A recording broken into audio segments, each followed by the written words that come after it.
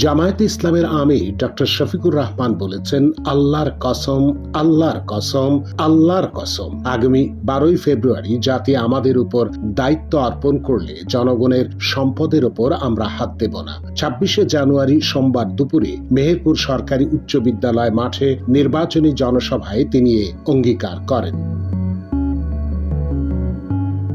জামায়াত আমির বলেন, আমরা জনগণের চৌকিদার হয়ে আমানত হেফাজত করব। নির্বাচিত জনপ্রতিনিধিদের সম্পদ বৃদ্ধি হতে দেব না। প্রতি বছর আয় ব্যয়ের হিসাব তুলে ধরব। চাঁদাবাজদের পুনর্বাসন নয়, বরং কর্মসংস্থানের ব্যবস্থা করা হবে, যাতে তাদের আর চাঁদাবাজিতে জড়াতে না হয়। শফিকুর রহমান বলেন, মেহেরপুর ছোট জেলা, মাত্র 3টি উপজেলা। মানুষ একে অপরকে চেনে, অথচ এই জেলাও চাঁদাবাজদের দখলে চলে গেছে। জনগণের রায়ে আমরা ক্ষমতায় গেলে এই মানুষগুলোর দায়িত্ব আমরা নেব, তাদের কাজ দেব যাতে চাঁদাবাজি করতে না হয়। বিগত সব সরকারের সমালোচনা করে তিনি বলেন, কেউ বলতে পারবে না আমাদের সময় দুর্নীতি হয় নাই, কেউ বলতে পারবে না আমাদের সময় দেশের মানুষের সম্পদ লুট হয় নাই, কেউ বলতে পারবে না আমাদের সময় ব্যাংক ডাকাতি হয় নাই। চাঁদাবাজি ও দুর্নীতির বিষয়ে কঠোর অবস্থানের কথা জানিয়ে ডক্টর শফিকুর রহমান বলেন, আমরা চাঁদাবাজি করব না, দুর্নীতি করব না, দুর্নীতিকে প্রশ্রয়ও দেব না। এদিন অপরাহ্নে কুষ্টিয়ায় শহীদ আবরার ফাহাদ স্টেডিয়ামে জামায়াতের জনসভায় প্রধান অতিথির বক্তব্যে শফিকুর রহমান বলেন, আমরা জাতির সমস্ত মানুষের মুক্তি চিন্তা করি। আমরা নিজেরা খাওয়ার জন্য রাজনীতি করি না, দলীয় কর্মীদের পেট ভরার জন্যও রাজনীতি করি না।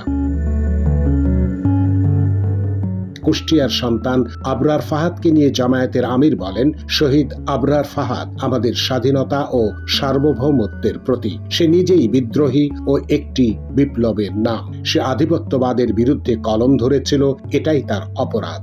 এজন্যে তাকে দুনিয়া থেকে অত্যন্ত নির্মমভাবে বিদায় করা হয়েছে বাংলাদেশের সবচেয়ে বড় শিক্ষা প্রতিষ্ঠান থেকে, যেখানে মেধাবীদের মিলন মেলা।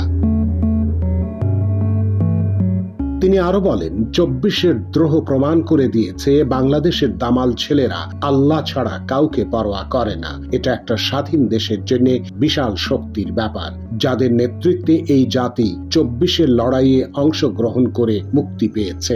গণ অভ্যুত্থানের সব যোদ্ধা ও শহীদের প্রতি শ্রদ্ধা জানিয়ে জামায়াতের আমির বলেন, এক আবরারকে বিদায় করেছে, এক আবু সাইদকে বিদায় করেছে, কিন্তু মনে রাখবা, এক একটা বিপ্লবী হাজার নয়, লক্ষ নয়, কোটি বিপ্লবী দুনিয়ায় জন্ম দিয়ে তারা বিদায় নিয়েছে।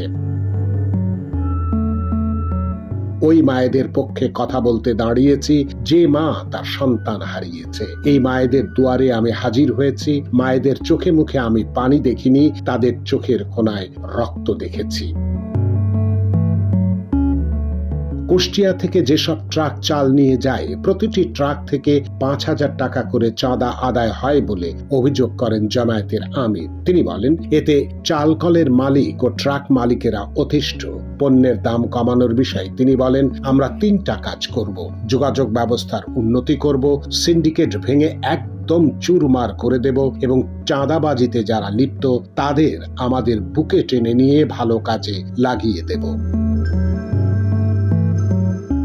এদিন সন্ধ্যায় ঝিনাইদহের ওয়াজির আলী স্কুল মাঠের নির্বাচনী জনসভায় প্রধান অতিথির বক্তৃতায় জামায়াতে ইসলামের আমির বলেন, সরকার গঠনের সুযোগ পেলে চাঁদাবাজি দুর্নীতি বন্ধ করা হবে। তিনি বলেছেন, দুর্নীতিবাজদের হাতে ব্যান্ডেজ দিয়ে হাত মুঠ করে দেওয়া হবে, যাতে তারা ওই হাত দিয়ে দুর্নীতি করতে না পারে।